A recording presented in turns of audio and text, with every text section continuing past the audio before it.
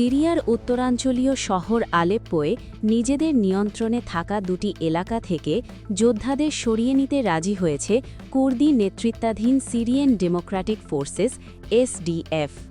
শহরটিতে রক্তক্ষয়ী সংঘর্ষের পর একটি যুদ্ধবিরতি চুক্তির আওতায় তারা এ সিদ্ধান্ত নিয়েছে। আজ রোববার এক বিবৃতিতে এসডিএফ এ তথ্য নিশ্চিত করেছে।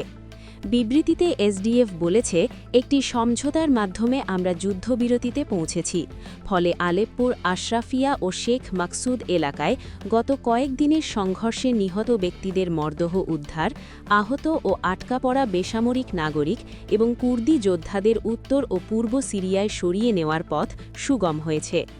সিরিয়ার রাষ্ট্রীয় সংবাদ সংস্থা সানা জানিয়েছে, যোদ্ধাদের নিয়ে বাসের শেষ বহরটি ইতিমধ্যে শেখ মাকসুদ এলাকা ছেড়েছে। বাসগুলো উত্তর পূর্ব সিরিয়ার দিকে যাচ্ছে।